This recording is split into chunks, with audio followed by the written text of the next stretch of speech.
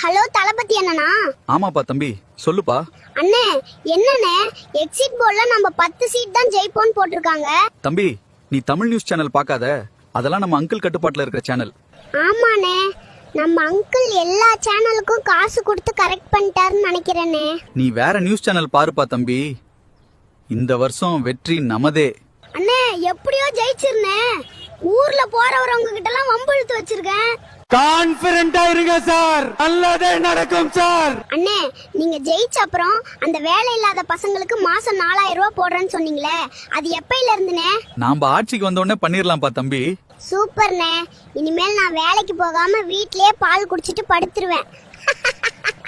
டேய், நீங்களா நல்ல வேலைக்கு போகணும் தான்டா அண்ணன். உங்களுக்கு காசு தந்து சப்போர்ட் பண்றேன். அட சும்மா உன்கிட்ட விளையாட்டனே. ஐ லவ் யூ நே. Download ShareChat. ஹலோ தளபதி அண்ணனா? ஆமாப்பா தம்பி, சொல்லுப்பா. அண்ணே, என்னண்ணே எக்ஸிட் போர்டுல நம்ம 10 சீட் தான் ஜெயிப்போம்னு போட்டிருக்காங்க. தம்பி, நீ தமிழ் நியூஸ் சேனல் பார்க்காத. அதெல்லாம் நம்ம அங்கிள் கட்டுப்பாட்டுல இருக்கிற சேனல். ஆமாண்ணே, நம்ம அங்கிள் எல்லா சேனலுக்கும் காசு கொடுத்து கரெக்ட் பண்ணிட்டாருன்னு நினைக்கிறேனே. நீ வேற நியூஸ் சேனல் பாருப்பா தம்பி. இந்த வருஷம் வெற்றி நமதே. அண்ணே, எப்படியோ ஜெயிச்சிருனே.